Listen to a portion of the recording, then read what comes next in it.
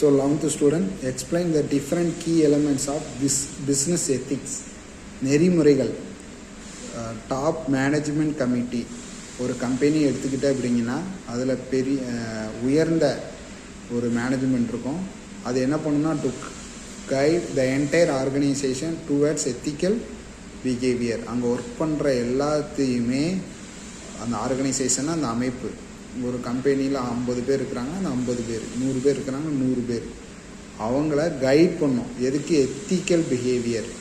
Timing, shift, leave, medical leave, இந்த மாதிரி நிறைய விஷயங்கள் இருக்குது. அதுதான் எத்திக்கல் பிஹேவியர். ஸோ இதுதான் நெறிமுறையில் ரொம்ப முக்கியமானது டாப் மேனேஜ்மெண்ட் கமிட்மெண்ட்டில். ஸோ இந்த ethical contact and guide people working to follow ethical behaviour. So ethical contact அப்படின்னா, இப்போ ஒரு லீவ் எடுக்கிறாங்க அப்படின்னா அந்த லீவை நெறிமுறைப்படுத்துறது. அது மட்டும் இல்லாமல் அந்த பீப்புளுக்கு அவங்களுக்கு கைட் பண்ணணும். ஏன் எதுக்கு எஸ்எல் எப்போ எடுக்கணும், அதாவது சிக் லீவ், உடம்பு சரியில்லாமல் லீவ் எடுக்கணுமா, அல்லது உங்கள் சேல்ரி விஷயம் அதை எப்படி அணுகுமுறை பண்ணணும், இந்த மாதிரி சம்பள உயர்வு அல்லது பொசிஷன், ஒரு ஆர்கனைசேஷனில் ஒரு எம்ப்ளாயி ஃபேஸ் பண்ணுற எல்லா விஷயத்தையுமே அவங்களுக்கு கைட் பண்ணுறது தான் அந்த top management committee. So establishment of compliance எப்படி அதை நடைமுறைப்படுத்துகிறாங்கன்னா, make sure that actual decision match with the firm's ethical standard. So உறுதிப்படுத்துவாங்க. எப்படி அப்படின்னா, அந்த ஃபேம், ஒரு நிறுவனத்தோட எத்திக்கல் ஸ்டாண்டர்டுன்னு ஒன்று இருக்கும். இப்போ பட்டாசு ஆலை அப்படின்னா கண்டிப்பாக அங்கே எத்திக்கல் ஸ்டாண்டர்டு வேறு இருக்கும்.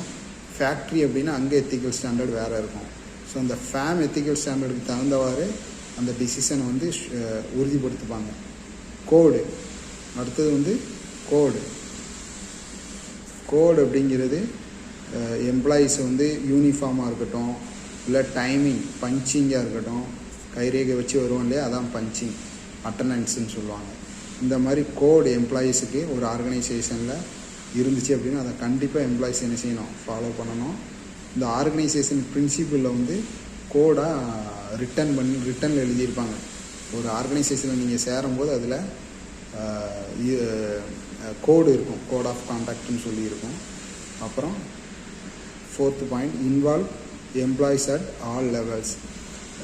ஒவ்வொரு தொழிலாளர்கள், அதாவது எம்ப்ளாயீஸு அட் டிஃப்ரெண்ட் லெவல், மேனேஜராக இருக்கலாம், இல்லை டெக்னீஷியனாக இருக்கலாம், இல்லை லேபர், கேஷுவல் லேபராக இருக்கலாம், கூலி தொழிலாளின்னு சொல்லுவோம் இல்லையா, அவங்க எல்லாத்துக்குமே இந்த எத்திக் பாலிசியை இம்ப்ளிமெண்ட் பண்ணி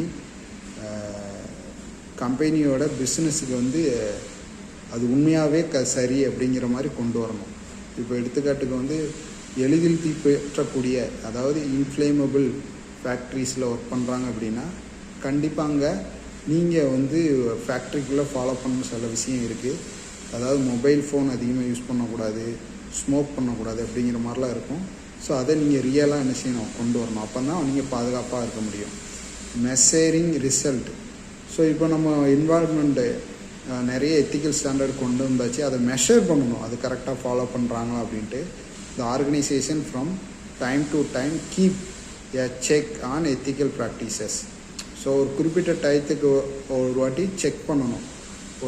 ஒரு ஸ்மோக்கு இல்லை ஒரு ஹை பொல்யூஷன் இருக்கிற ஃபேக்ட்ரி அப்படின்னா அங்கே மாஸ்க் போடணும், இல்லை காகல்ஸ்ன்னு சொல்லுவாங்க, கண்ணாடி போடுறது. ஸோ அதெல்லாம் கரெக்டாக அந்த எம்ப்ளாயீஸ் பண்ணுறாங்களா அப்படிங்கிறத அந்த ஃபார்ம் கன்ஃபார்ம் பண்ணணும். அதுக்கு ஒரு ஆடிட் வச்சு அதை என்ன செய்யணும், எத்திக்கல் ஸ்டாண்டர்டை மானிட்டர் பண்ணணும். அவ்வளோதான். தேங்க்யூ.